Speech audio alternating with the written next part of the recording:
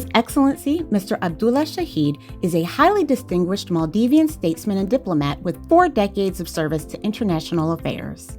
He is globally acclaimed for his tenure as president of the 76th session of the UN General Assembly, leading a transformative agenda focused on pandemic recovery, climate finance, and human rights under the banner of A Presidency for Hope.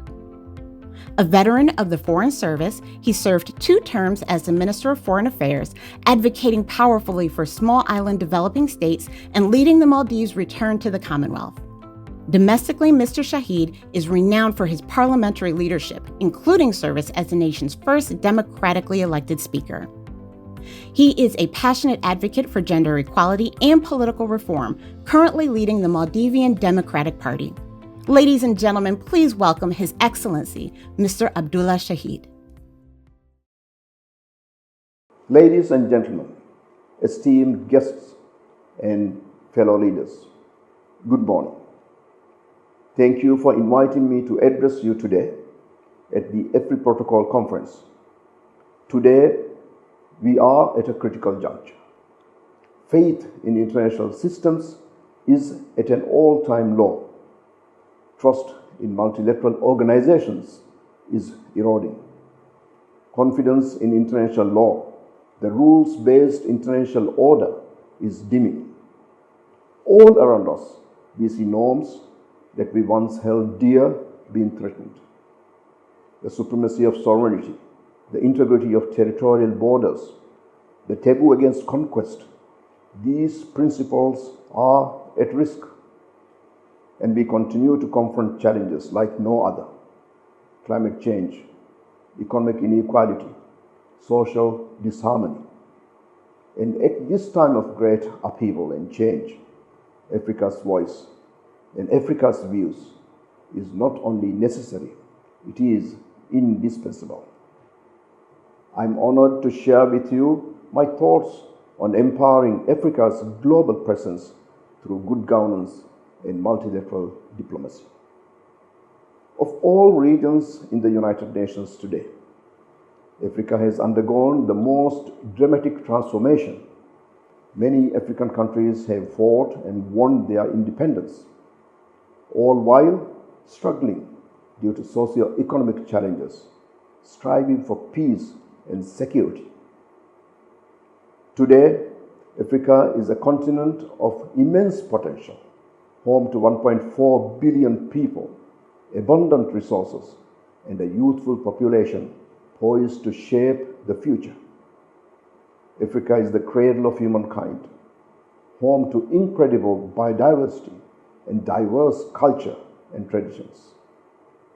I saw this potential firsthand during my presidency of the United Nations General Assembly.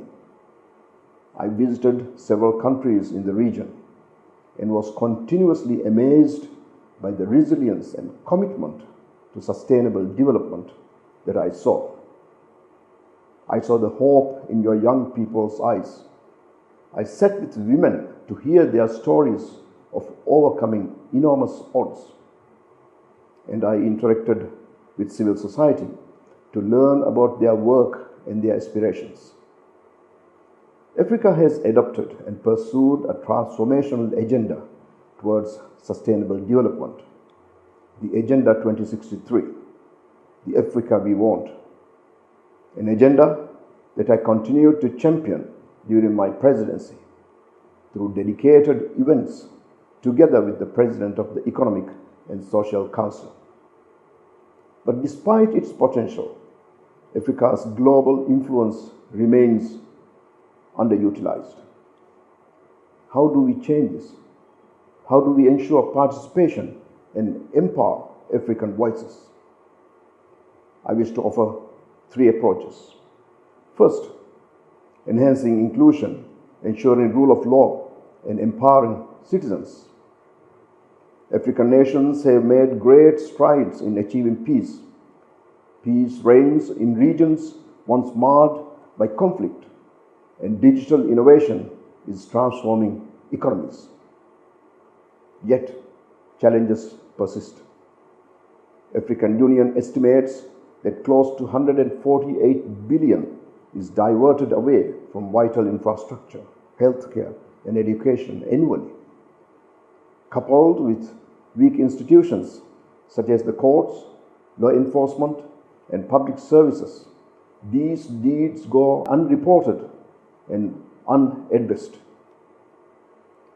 It is no secret that good governance is the bedrock of progress. Transparency, accountability, and inclusivity foster trust. Trust, in turn, is essential to attract investment and ensure sustainable development. So by strengthening democratic process, ensuring rule of law, and empowering citizens, African governments can build resilient nations, nations that can exert influence on global stage and have their voices heard. Outside of international instruments and frameworks, African Union already has frameworks in place that can support these endeavors, such as the African Peer Review Mechanism, designed to be a self-monitoring initiative to promote good governance, or the African Charter on Democracy, Elections and Governance. Second, investing in multilateralism. Resilient nations can also support greater participation in global forums. Africa continues to suffer from historic injustices, reminiscent of its colonial past. Nowhere is this more apparent than the United Nations Security Council, where despite African countries accounting for more than 1/4 of the UN membership, hold no permanent seat and only 3 non-permanent seats. This needs to change.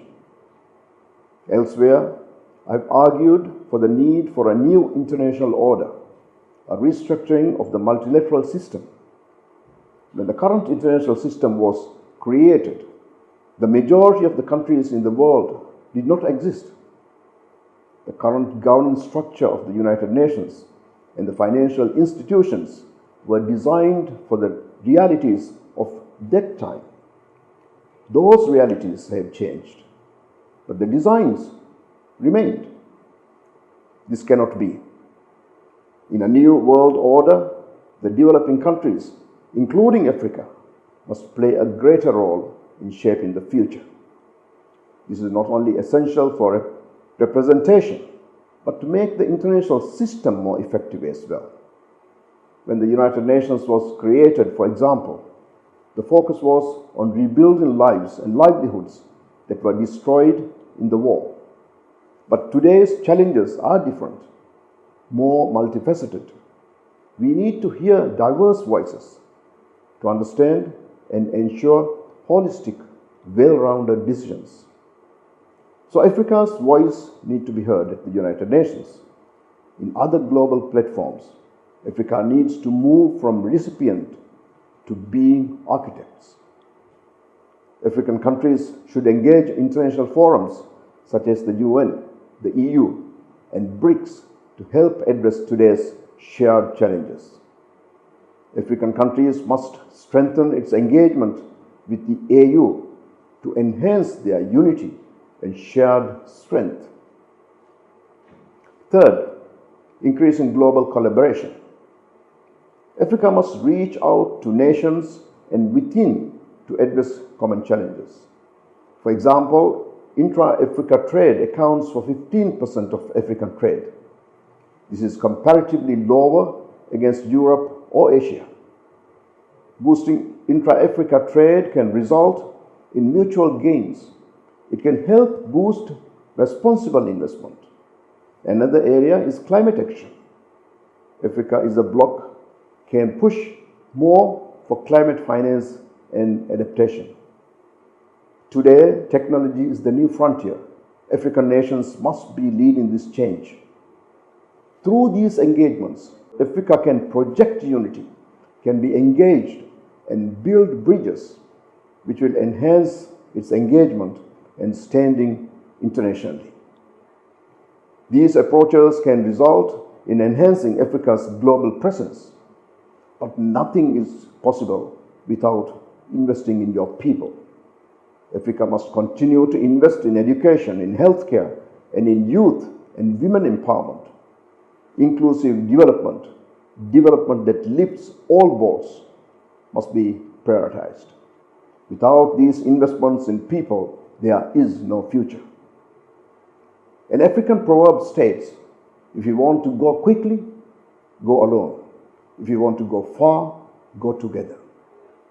Africa must unite, for it is unity that will drive this dream, the dream of Africa's rise, that shared opportunity to bring lasting change and enduring hope to all its people.